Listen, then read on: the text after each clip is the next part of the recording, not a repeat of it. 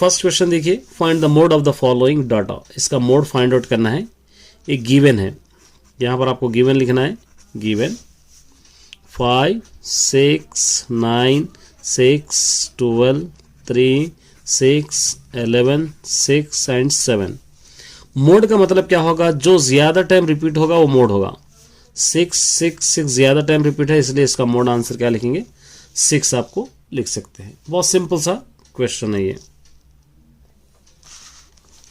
देखिए ये भी very important question. Express tan theta in terms of sin theta. tan theta को आप sin थीटा में आपको लिखना है। तो यहाँ पर tan theta is equal to, एक फार्मूला आपके पास है sin theta by cos theta, आप इसको लिख सकते हैं sin theta by cos theta. यहाँ पर कुछ फार्मूले आपके बनते हैं। देखिए sin square theta plus cos square theta is equal to 1, एक फार्मूला आपके पास है।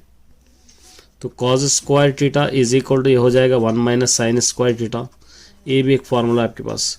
Cos theta is equal to ये स्क्वायर में रूट बन जाएगा 1 माइनस साइन स्क्वायर थीटा, इस तरह ये बनेगा। तो यहाँ पर आप क्या कर सकते हैं, ये sine theta is equal to cos theta को क्या लिख सकते हैं, under root 1 minus sine square theta लिख सकते हैं। इस तरह आपको फार्मूला आ जाएगा। चलिए देखिए, right the formula for finding the median of group data. Median का फार्मूला आपको लिखना है। तो मीडियन का फार्मूला आपको लिखकर उसके फुल फॉर्म्स आपको लिखना है। Median is equal to L plus n/2 minus CF/F into H, ये मीडियन का फार्मूला। अब इसके फुल फॉर्म्स लिख लीजिए। L is equal to lower boundary of median class, lower boundary of median class. n का मतलब होगा number of observation, number of observation. CF होगा क्यूमुलेटिव फ्रीक्वेंसी, क्यूमुलेटिव L है ये, क्यूमुलेटिव फ्रीक्वेंसी भी लिख सकते हैं ऑफ, ये भी लिख सकते हैं क्लास प्रेसीडिंग द मीडियन क्लास, ये भी आप लिख सकते हैं इतना, या आप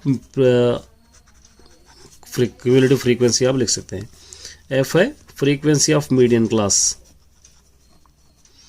frequency of median class. H क्या होगा, क्लास साइज।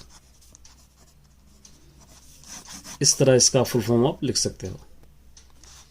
चलिए देखिए, A is equal to given है आपके पास 1 2 3, B is equal to given है 3 4 5। आपको A माइनस B माइनस से फाइंड आउट करना है। A माइनस B अगर आप कर रहे हैं तो A की वैल्यू 1 2 3 माइनस B की वैल्यू है 3 4 5। दोनों में जो सेम है वो कट करके फर्स्ट में जो बच रहा है वही लिखना है 1 2। B माइनस A आप कर रहे हैं तो B माइनस A, B की वैल्यू पहले लिखेंगे 3 4 5 माइनस A की वैल्यू लिखेंगे 1 2 3। दोनों में जो सेम है वो लिखेंगे, आंसर 4A 5। इस तरह आप इसको लिख सकते हैं। चलिए एक और क्वेश्चन है, देखिए यहाँ पर -3 0 and 2 are the zeros of the polynomial. इसके जीरो से ही है, -3 0 2 इसके जीरो से A एंड C आपको फाइंड आउट करना है। बहुत सिंपल सा क्वेश्चन है। देखिए सबसे पहले आपको ये गिवन सोल्यूशन का फॉर्म लेना है। ये गिवन सोल्यूशन किस फॉर्म में होगा, गिवन सोल्यूशन ये फॉर्म में ax³ plus bx² plus cx plus d, ये फॉर्म में है।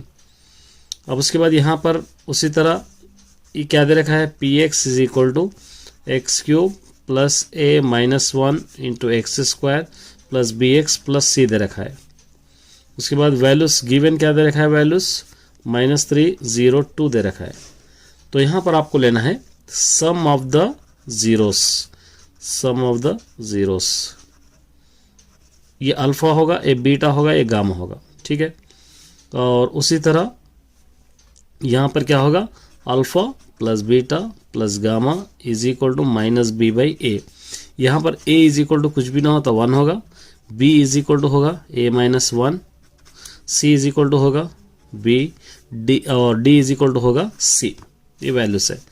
तो अब यहाँ पर alpha plus beta plus gamma यहाँ से आप ले सकते हैं -3 + 0 + 2 इज इक्वल टू -b, यहाँ से -a माइनस 1 बाई a 1 है, ये दोनों को माइनस कीजिए 1 इज इक्वल टू यहाँ से क्या होगा -a + a1, a is equal to -a is equal to 1, इस तरफ ला लेंगे -1 -a इज इक्वल टू यहाँ पर से ये -1 होगा, -3 + 2 -1, ये -a -2 +1 होगा, इस तरफ ला लेंगे -1 तो ये -2 होगा, ये दोनों कैंसिल हो जाएंगे, a is equal to 2।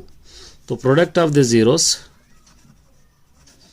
Product of the zero short form में लिख रहा हूँ मैं, प्रोडक्ट ऑफ द जीरोस क्या होंगे, alpha beta gamma is equal to -d/a, -3 × 0 × 2, ये मल्टीपल फॉर्म में, और -d यहाँ पे c है, ठीक है, तो c होगा, ये -d यहाँ पे क्या है c है, तो आप क्या लेंगे c/a1, ये पूरा क्या होगा -3 × 0 0 होगा, ये c होगा, c is equal to answer क्या होगा 0। इस तरह आप इसको लिख सकते हैं। ये कंस्ट्रक्शन करना है, देखिए ड्राई लाइन सेगमेंट लेंथ, सबसे पहले एक लाइन सेगमेंट आपको लेना है 7.3 सेंटीमीटर्स की, जिसका नाम दे देंगे a एंड b। उसके बाद इस तरह एक एक्यूट एंगल आपको लेना है a, और यहाँ से 3:4 का मतलब 3 + 4 is equal to 7, 7 equal lines लेना है, a1 a2 a3 a4 a5 a6 a7, इस तरह आपको लेना है, ये 7 से इसको कनेक्ट करना है। कनेक्ट करने के बाद यहाँ पे एक आर्क ड्रॉ करके, पहला नंबर 3 है, 3 से एक आर्क ड्रॉ करके ये दोनों नाप के इसको कट करके यहाँ से मिलाना है। इस तरह आप इसको डायग्राम बताना है। मेरा चैप्टर में देख लीजिए, मेरा वीडियो अगर आप देख लेंगे तो ये कंस्ट्रक्शन किस तरह आएगा।